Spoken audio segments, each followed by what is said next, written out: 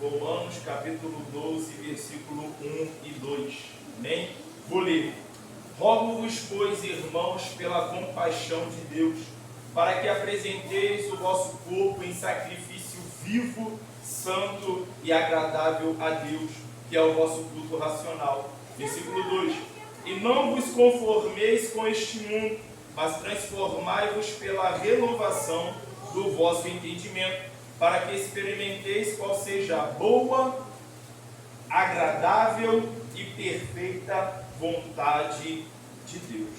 A igreja poder se assentar.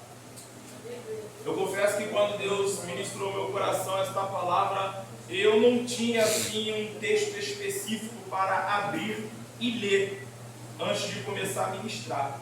Aí, aqui de manhã, o Senhor me direcionou esta palavra. Por quê? A mensagem ela tem um tema, e o tema da mensagem é os 7 segredos do avivamento.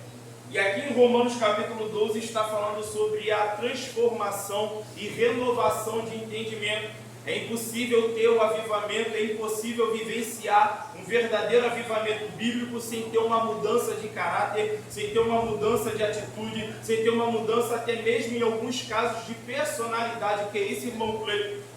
Não tem como eu mudar a minha personalidade? Tem. Nós somos seres humanos e somos dotados de algo que se chama aprendizado. Toda pessoa é capaz de aprender um determinado comportamento novo. A Bíblia vai dizer que Moisés ele era um cabra bravo. No início de sua trajetória, quando saiu do palácio, ele viu um egípcio se desentendendo com o hebreu. A Bíblia vai relatar que Moisés matou o egípcio, olhou para um lado, para o outro, viu se não tinha ninguém e escondeu debaixo da areia. Ou seja, simbolicamente falando, trazendo para os dias de hoje, nós podemos conjecturar e afirmar que Moisés, nessa etapa de sua vida, trazendo para os dias de hoje, seria um homem ou uma mulher que, quando pisa no calo, se transforma em outra pessoa, quando mexe com os seus filhos, se transforma em outra pessoa, quando fala uma palavra que lhe desagrada, quando alguém pisa no seu calo, quando alguém tem uma atitude ou um comportamento que não lhe agrada, logo alguns falam palavrão, outros ofendem e assim sucessivamente.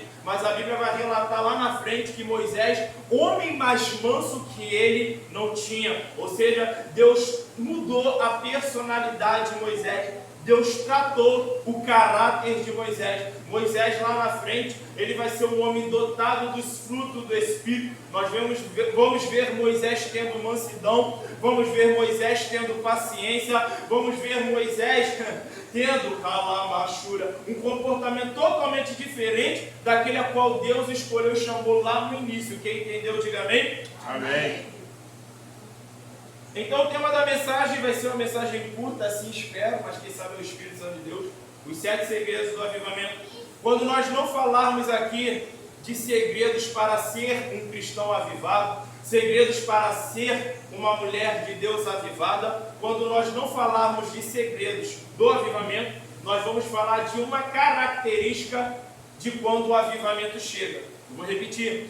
O tema da mensagem é os 7 segredos do avivamento. Mas no decorrer da mensagem, quando nós não abordarmos segredos para ser um cristão avivado, nós vamos abordar características que estão englobadas no avivamento, coisas que acontecem quando um avivamento chega. Quem entendeu, diga glória a Deus. Glória a Deus. Amém. O primeiro segredo do avivamento é temor de Deus. Livro de Jó, capítulo 28, versículo 28, para você que quiser acompanhar, a Bíblia vai dizer: o temor do Senhor é a sabedoria, e apartar-se do mal é a inteligência. Provérbios, capítulo 15, versículo 16, vai dizer: melhor é o pouco com o temor do Senhor do que um grande tesouro onde há inquietação. Eu gostei disso aqui, eu vou repetir. Provérbios, capítulo 15, versículo 16, melhor é o pouco com o temor do Senhor do que um grande tesouro onde há inquietação. Eclesiastes capítulo 12, versículo 13, para você que quiser acompanhar: de tudo que se tem ouvido, o fim é: teme a Deus e guarda os seus mandamentos, porque este é o dever de todo o homem. O primeiro segredo do avivamento é temor de Deus. Não tem como ser um cristão avivado se não teme a Deus. E o que é temor de Deus? Eu já falei isso aqui, gosto de falar sobre isso. O temor é um sentimento de profundo respeito. E eu gosto de colocar essa colocação porque, infelizmente, é uma realidade, graças a Deus, não desta igreja, mas infelizmente de muitas igrejas aí fora. Nós vemos uma geração que não respeita o altar, que não respeita os utensílios da casa do Senhor, que não respeita o pastor, que não respeita a liderança, uma geração que não respeita pai, não respeita mãe, não sabe o que é autoridade. Mas precisamos ter esse temor. Por quê? Porque quem teme, obedece. Então o primeiro segredo do avivamento é temor de Deus. O segundo segredo do avivamento é quebrantamento.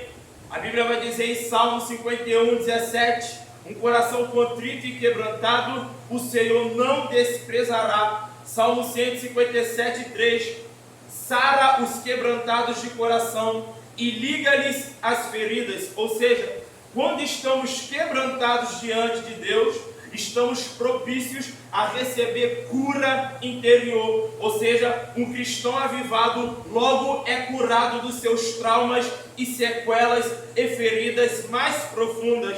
Não sei o que causou essas feridas. Eu não sei se no seu passado, na sua trajetória, você foi espancado pela sua mãe. Eu não sei se foi uma quebra de relacionamento. Eu não sei o que causou feridas profundas no seu interior, que te deixou marcas, que te deixou sequelas. Mas o segundo segredo do avivamento é quebrantamento. E quando nós nos quebrantamos diante do Senhor, logo estamos abrindo uma janela de oportunidade para recebermos algo chamado cura interior. Eu não sei quem pega isso aqui, mas segundo esta palavra, eu profetizo sobre a minha e sobre a tua vida, que hoje não é mais uma consagração, hoje não é apenas mais uma manhã, hoje é amanhã. Eu sinto uma graça me envolvendo aqui, a qual o Senhor Jesus escolheu para promover na tua vida cura interior. Deus está dizendo: sabe aquela sequela, sabe aquele trauma, sabe aquelas lembranças que quando você lembra, as lágrimas vêm aos seus olhos, vem o abatimento físico, vem o abatimento espiritual. Eu escolhi a manhã de hoje para tratar isso no seu interior. Então, no decorrer dessa mensagem, eu já te convido a ficar ligadinho, ligadinha no que Deus está falando contigo e ir apresentando a Deus todas as suas sequelas. Porque veio a minha palavra do Senhor nesta manhã, que hoje é a manhã a qual Deus decretou para mim e para a tua vida, que Ele vai arrancar sequelas do meu e do teu passado. Aleluia. O que te calabadaçai, nós jogabandacia. O terceiro segredo do avivamento é trabalho. A Bíblia vai dizer que sem fé, sem obras, a fé é morta. Então o cristão avivado, ele vai ter dentro de si essa vontade de trabalhar. Ela vai ter sim essa vontade de cooperar no reino de Deus. Vai querer mexer no som, vai querer pôr um copo de água, vai querer varrer a igreja, vai querer ajudar na cantina. Um cristão avivado não consegue reter aquilo que os céus liberam sobre a vida dele. Uma cristã avivada não consegue reter aquilo que os céus liberam sobre a vida dela. Então o terceiro segredo do avivamento é trabalho. É um momento a qual os omissos por-se-ão a trabalhar. Por que omisso? Porque às vezes a pessoa tem a habilidade, às vezes a pessoa tem o talento, às vezes a pessoa já recebeu a unção, a capacitação da parte de Deus para fazer, mas por um trauma, por uma sequela, por medo, por anseio, por olhar para a esquerda, para a direita, talvez julgar um irmão que faça melhor, uma irmã que aos seus olhos faça melhor do que si mesma, acaba se omitindo. Então no terceiro segredo do avivamento é o trabalho. Os omissos se põem a trabalhar. Livro de João, capítulo 21, versículo 11, para você quiser acompanhar. Os discípulos, não todos, alguns, apenas os que eram pescadores, estão vivenciando agora um grande milagre. Agora a Bíblia vai relatar que eles estão com um barco com 153 grandes peixes. Jesus está no cenário, Jesus poderia ter apontado para um ou para outro e ter dito: olha, você vai lá e pega aqueles 153 grandes peixes. Jesus não fez isso. Jesus poderia ter apontado para 2 ou 3 e dizer: você e você, vai lá e buscar desse peixe que agora vocês apanhaste. Jesus não fez isso. A Bíblia vai dizer que Jesus lançou no ar: trazei dos peixes que agora apanhaste. A Bíblia vai dizer que todos, estou conjecturando com minhas palavras, ficaram quietos olhando um para o outro. De repente Pedro toma uma atitude. De repente Pedro se levanta e toma uma posição. A Bíblia não diz, mas eu gosto de conjecturar assim. Imagina o Pedro olhando para um lado e para o outro dizendo: ninguém vai, eu vou. Ninguém quer fazer, eu faço. A Bíblia vai dizer que Pedro vai lá sozinho, pega aqueles 153 grandes peixes e leva. Aonde você quer chegar, irmão Cleiton? Pedro não se omitiu quando o mestre precisou dele. Eu vou repetir: Pedro não se omitiu quando o mestre precisou dele. Isaías capítulo 6, versículo 8. Deus não se apresentou para Isaías, repito, Deus não se apresentou para Isaías dizendo: tu é o meu profeta, chegou a tua hora. Tu é o meu profeta e eu vou te usar. Não. Deus se apresenta para o profeta Isaías perguntando: a quem eu enviarei? Quem há de ir por nós? Isaías ouve e entende. E Isaías responde: eis-me aqui, envia-me a mim.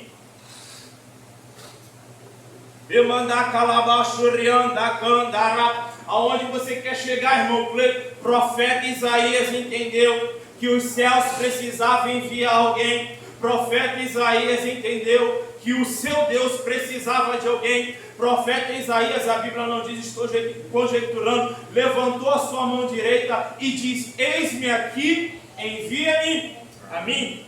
Profeta Isaías não se omitiu. Por quê? Porque era um profeta avivado. E quem é avivado, não se preocupe, porque antes de cortar a espada, corta aqui primeiro. Um cristão avivado não foge do trabalho. Eu vou repetir: um cristão avivado não foge do trabalho. Por quê? Porque tem duas classes na igreja do século 21. Não essa daqui, mas de forma geral.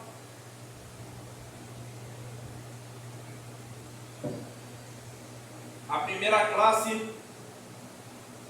são aqueles que tudo aquilo que está interligado a suar o rosto, ela está dentro. Tudo aquilo que está interligado a suar o rosto, ele está dentro. Precisou pintar a igreja, ele está. Precisou de alguém na cantina, ela está. Precisou na faxina na igreja, ela está. Falou em suar o rosto, ele está. Falou em suar o rosto, ela está. Essa é a primeira classe. Mas você não pode contar com ele para dirigir culto. Você não pode contar com ela para dar uma palavra. Você não pode contar com ele para cantar um louvor. Você não pode contar com ela, calamachúria, para agir de forma, como eu posso explicar, ministerialmente na doutrina da palavra do Senhor.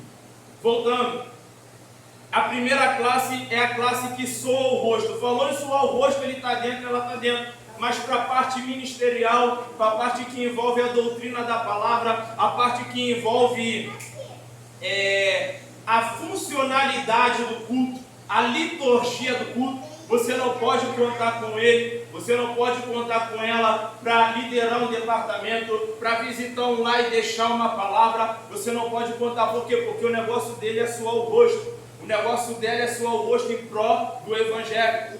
A segunda classe é a classe que não trabalha, que não quer ajudar na faxina, não quer ajudar no trabalho de evangelismo, não quer meter a mão na massa, não quer suar o rosto em pró da obra do Senhor, quer ficar apenas na parte, achei a colocação correta, administrativa. O que for administrativo é com ele. O que for administrativo é com ela. Irmão Cleiton, você está condenando a primeira classe? Não, nem se quisesse poderia, porque Deus não chamou ninguém como juiz. Você está condenando a segunda classe? Não, nem se pudesse eu poderia, nem se quisesse poderia, porque Deus não me chamou como juiz. O que eu quero que você entenda nesta manhã, redobre sua atenção por gentileza, é que aprendi com uma mulher muito sábia sendo ministrada em uma de suas lives, que ninguém, repito, ninguém é melhor do que ninguém só porque serve diferente. Eu vou repetir, ninguém é melhor do que ninguém só porque serve a Deus, só porque serve no reino de forma diferente. Mas eu aprendi com um dos meus professores de seminário, um homem muito sábio, que nós, como homens e mulheres chamados pelo Senhor, nós vamos ter muitas características, nós vamos ter muitas habilidades. Em alguma coisa você pode não ter descobrido ainda, alguém talvez ao te conhecer já saiba e você mesma não conhece, e você mesma não sabe ainda, mas eu como homem de Deus, você como uma mulher de Deus, como um homem de Deus, você tem muitas características, você tem muitas habilidades em alguma coisa, mesmo que ainda você não conheça, mesmo que ainda você não saiba, em alguma coisa você é excelente. Eu vou repetir isso aqui, em alguma coisa, ainda que você ainda não tenha descobrido, ainda que você ainda não saiba, e tem grandes probabilidades das pessoas que te cercam já ter notado, já ter percebido, em alguma coisa você é excelente.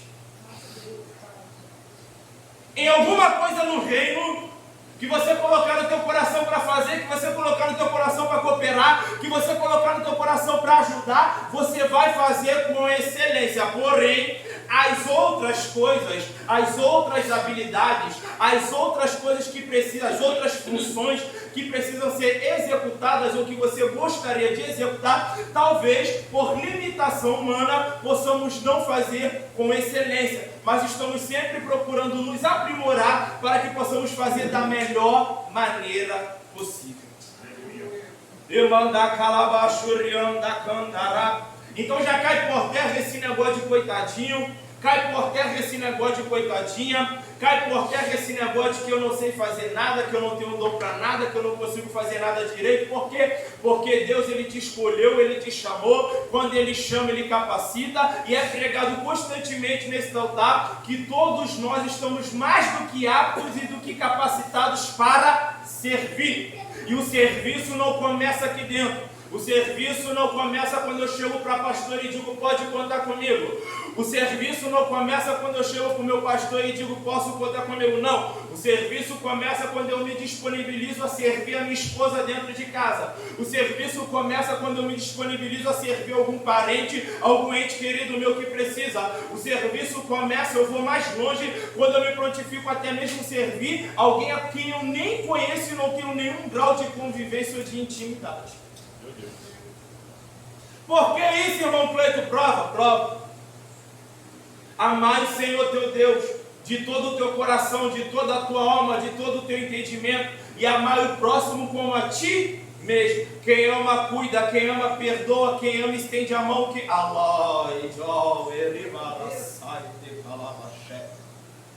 Os omissos por-se-ão a trabalhar. Calamachúria.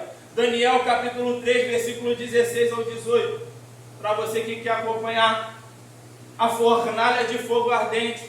Nabucodonosor fica sabendo, eu estou sabendo que tem 3 no meu reino que não quer se prostrar diante da estátua. Eu estou sabendo que tem 3 no meu reino que não quer adorar. Botaram eles diante do rei achando que eles iam tremer, achando que as canelas iam cambalear, achando que eles iam voltar atrás no seu propósito. Stel, Inai, Go, calabando si, calabando que, calabadassai.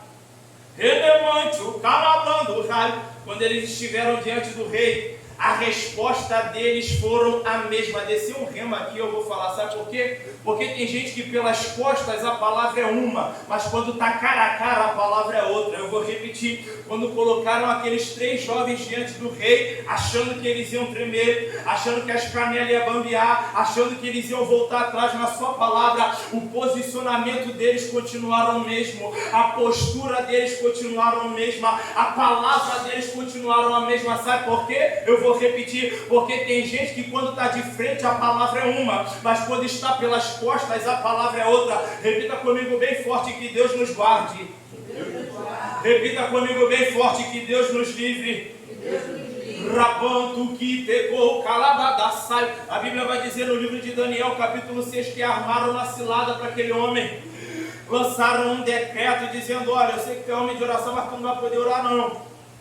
Eles lançaram um decreto, eu não vou me ater nesse decreto, porque assim, a essência da mensagem não está em si. Mas este decreto, aleluia, foi para que Daniel viesse parar de orar e buscar ao seu Deus. Mas Daniel continuou orando, ele não se omitiu com as suas ações, ele deixou claro para todos que ele tinha uma vida de oração. O decreto veio para poder fazer Daniel quebrar os seus princípios. O decreto veio para poder fazer Daniel deturpar o seu caráter.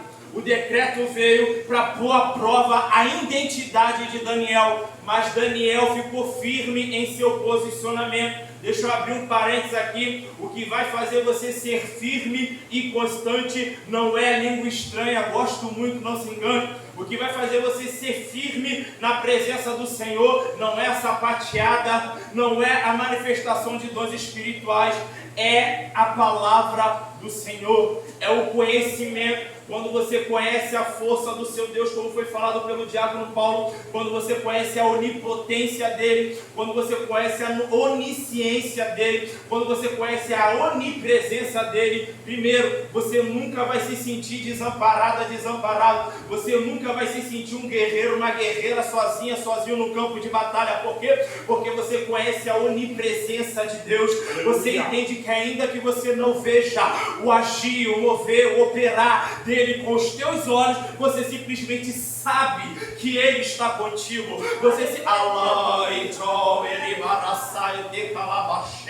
Quando você entende o que é a onisciência de Deus, aquele que sabe das coisas antes que aconteça, você trilha uma vida de oração e começa a consultar ele. Por quê? Porque você está em contato com alguém que sabe das coisas antes que aconteça. Ele te mostra o perigo antes que chegue, ele te mostra a armadilha antes que ela se apresente. Está entendendo? Quando entendemos a onipotência de Deus, nós descansamos, nós confiamos na sua palavra, porque conhecemos a sua onipotência, e ainda que a nossa realidade venha dizer o contrário para nós, nós entendemos que ele está no controle. Aleluia. Calamachúria. O quarto segredo do avivamento: o discipulado. Por que, irmão Cleiton, é tão importante o discipulado? Muitos têm uma visão deturpada do que é avivamento por não passar pelo discipulado. O discipulado é algo de extrema importância, porque é onde os fracos são fortalecidos. Eu vou repetir. É através do discipulado aonde os fracos são fortalecidos no Senhor. Livro de 1 Reis, capítulo 19, versículo 1 ao 8. Você vai ver que Elias está debaixo do pé de zimbro. Elias está fraco. Elias está cansado. A realidade de Elias faz com que ele venha, estou dizendo com minhas palavras, mas está no texto também, que ele venha pensar em parar, que ele venha pensar em desistir, porque ele vai se assentar e logo depois vai deitar debaixo do pé de zimbro e vai dizer: toma agora, ó Deus, a minha vida, porque eu não sou melhor do que os meus pais. A Bíblia vai dizer que Deus envia um anjo, e esse anjo não vem de mão vazia. Aleluia!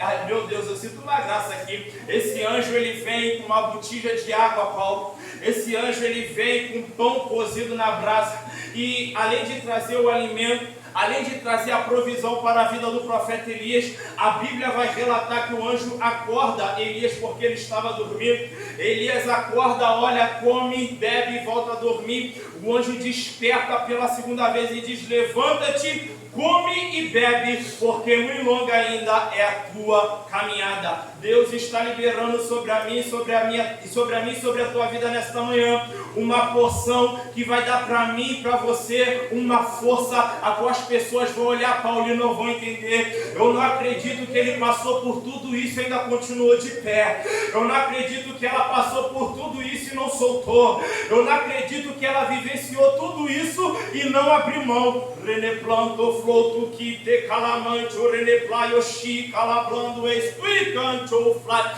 E nós vamos levantar nossa mão direita e vamos declarar que quem nos sustenta é o Senhor Jesus. Nós não estamos de pé porque pregamos bem. Nós não estamos de pé porque temos uma voz afinada. Nós não estamos de pé porque temos uma eloquência. Nós não estamos de pé porque somos dotados de habilidades ou de dons espirituais. Nós não estamos de pé porque um é mais bonitinho, a outra é mais bonitinha, não. Nós estamos de pé porque sobre a minha e sobre a tua vida existe uma palavra. Sobre a minha e sobre a tua vida existe uma graça derramada. Então, ainda que seja com lágrima nos olhos, só o fato de estarmos aqui nesta manhã já é a concretização e afirmação concreta de que nós estamos de pé. Aleluia.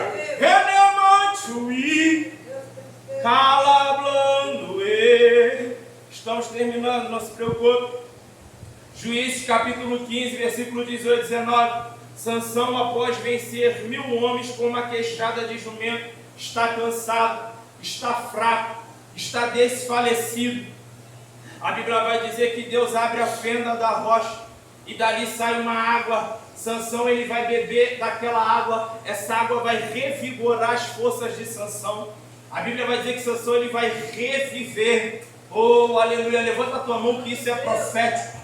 Essa água está aqui nesta manhã e ela está revivendo teus sonhos, ela está revivendo os teus projetos, está revigorando a tua saúde física, a tua saúde espiritual. Essa água, eu vou mais longe que eu quero ser profeta de Deus para a tua vida hoje, está visitando aquele que você ama, aquela que você ama, está revigorando aquele, está revigorando aquela. Essa água, continue com a mão levantada que eu estou sentindo Deus aqui, está visitando aquele e aquela que você tentou com a força do teu braço, mas não conseguiu. Você falou e tentou do teu jeito, mas não deu certo. Essa água está visitando ele agora. Essa água está visitando ela agora e falando aquilo que você não está conseguindo falar, explicando aquilo que você não está conseguindo explicar e fazendo aquilo que você não pode e não consegue fazer. Se você crê e recebe, dá o teu melhor glória para ele. Glória a Deus, aleluia. Eu sinto uma graça me envolvendo aqui. A ausência de discipulado tem gerado, eu vou falar, obreiros defeituosos, independente de cargo eclesiástico, porque não são instruídos, não são ensinados, e alguns passam a vida inteira, ou metade de uma vida, ou 1/3 de uma vida, inseridos no corpo de Cristo, mas não aprendem. Outros até aprendem, mas da pior maneira, como irmão Cleito, quebrando a cara, passando por processos terríveis. Até aprende, mas ficam com algumas marcas que selam este aprendizado. Mas levanta a tua mão que eu vou profetizar de novo. Eu profetizo que nesta manhã, levante sua mão que isso é profético. Deus vai levantar alguém para discipular você.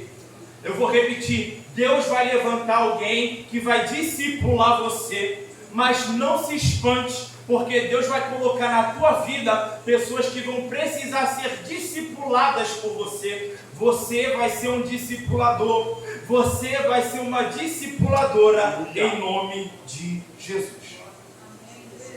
O quinto segredo do avivamento, não se preocupe que são apenas 7.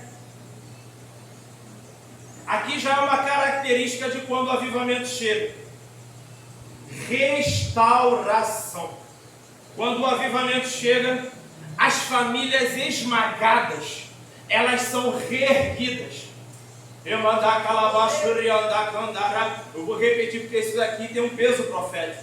Quando o avivamento chega, as famílias esmagadas, elas são reerguidas. Perguntinha do Espírito Santo: quem disse que não tem mais jeito? Quem disse que é impossível? A Bíblia vai dizer no livro de Lucas, capítulo 1, me fugiu o versículo, mas está lá: porque para Deus nada é impossível.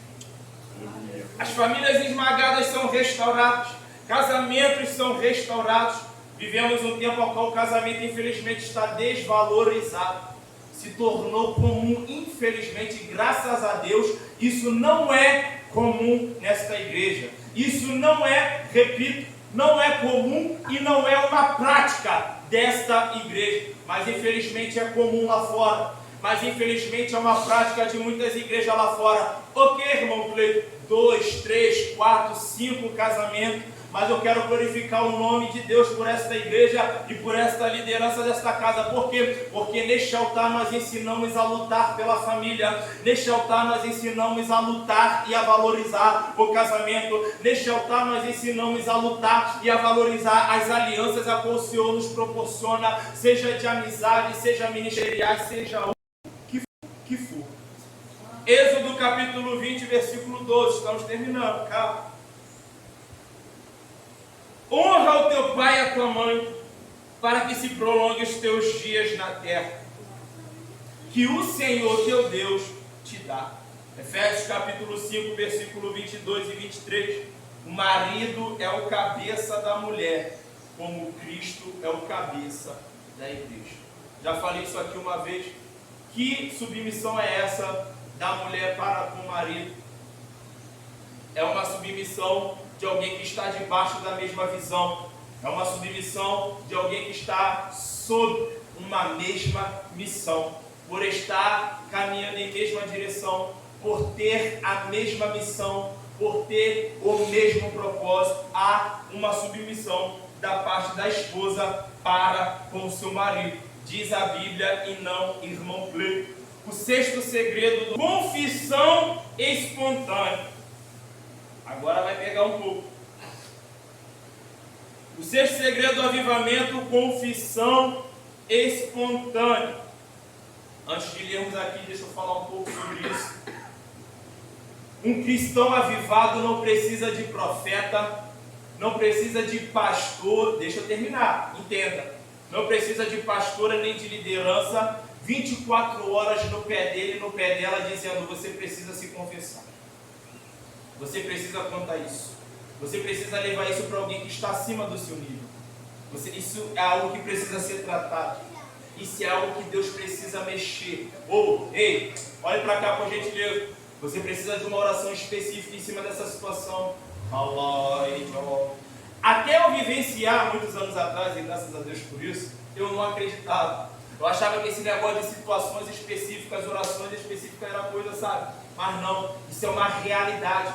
Existem coisas na tua vida, existem coisas que outrora eu tinha na minha vida, que eu precisei sim de uma oração específica. Em cima daquilo eu precisei pôr para fora. Então um cristão avivado não precisa de ninguém no pé dele, não precisa de ninguém no pé dela dizendo: confessa, conta, fala dessa brecha, fala desse pecado. Não precisa, por quê? Porque ele é avivado, ela é avivada. É uma pessoa que já chegou ao entendimento que existem algumas coisas na minha e na tua vida que nós só vamos alcançar mediante um posicionamento. Existem brechas que precisam ser tapadas e existem feridas que precisam ser tratadas. Que decalabada sai. Livro de Tiago, capítulo 5, versículo 16, eu vou ler. Confessai as vossas culpas. Eu vou repetir esse início aqui, ó. Confessai as vossas culpas uns aos outros e orai um pelos outros, para que sareis. A oração feita por um justo pode muito em seus efeitos. Quando tem alguém enfermo, o que a Bíblia diz? Chamai os presbíteros. A oração da fé sarará o doente. E se houver cometido pecados, ser-lhe-ão perdoados. Tu que te calabadassai. Primeira epístola de João, eu vou abrir aqui, versículo 9. Diz assim: Primeira epístola de João, versículo 9. Se confessarmos os nossos pecados, Ele é fiel e justo para nos perdoar os pecados e nos purificar de toda injustiça. Redobre sua atenção, vou repetir isso aqui. Estamos no sexto segredo do avivamento, que é a confissão espontânea. Primeira epístola de João, capítulo 1, versículo 9. Se confessarmos os nossos pecados, Ele é fiel e justo para nos perdoar os pecados e nos purificar de toda, não é uma, não é duas e não é três, de toda injustiça. Mas para que isso aconteça na minha vida, mas para que isso aconteça na tua vida, tem que ter confissão. Que te calabadaçai. Provérbios capítulo 28, versículo 13. Aquele que confessa e deixa, alcança misericórdia. Não por culpa, não por consciência pesada, mas por quem entende que para ter uma vida cristã, para ter um caráter cristão, tem que assumir as responsabilidades dos seus erros, dos seus atos, de suas decisões diante do pastor, diante da pastora e diante da liderança. Assim diz o Senhor à igreja da sua palavra. Stel e Pou calabando-se. Sétimo e último segredo do avivamento: arrependimento. Mateus capítulo 3, versículo 8. Vai dizer João Batista, se não me falha a memória: produzi, pois, frutos dignos de arrependimento. Segunda Crônicas, capítulo 7, versículo 14, diz Deus na sua palavra: se o meu povo, que se chama pelo meu nome, se humilhar, orar, buscar minha face e se converter dos seus maus caminhos, eu ouvirei dos céus, perdoarei os seus pecados e sararei a sua terra. Atos capítulo 3, versículo 19: arrependa-te e converta-se a Deus, e Ele há de pegar todos os seus pecados e jogar no mar do esquecimento. E eu encerro essa pregação fazendo menção de uma verdade. E que verdade é essa, irmão Cleiton? Avivamento sem arrependimento não é avivamento. Se você sair daqui de tudo que foi falado, você guardar isso e repassar para o máximo de pessoas que você puder, você não só será um homem, uma mulher avivada e avivada pela palavra, mas você promoverá avivamento por onde você passar. Avivamento sem arrependimento não é avivamento. E o que é arrependimento? É quando nós não tornamos a fazer, nós confessamos e deixamos. Com a permissão da pastora, eu peço que a igreja se coloque de pé. Eu vou orar depois da oração. Fecha os teus olhos. Espírito da verdade, nós oramos em cima da tua palavra ministrada. E nós profetizamos sobre esta palavra um grande avivamento sobre a igreja do Rei Jesus. Oh, aleluia. Nós profetizamos batismo no Espírito Santo. Nós profetizamos liberação de dons espirituais. Nós profetizamos desenterrar de dons espirituais. Nós profetizamos sobre a vida de cada um que chegou aqui nesta manhã um avivamento. Em nome do Senhor Jesus. Oh, eu estou sentindo uma graça aqui. Oh, aleluia. As pessoas que conhecem este homem vão dizer: você está diferente.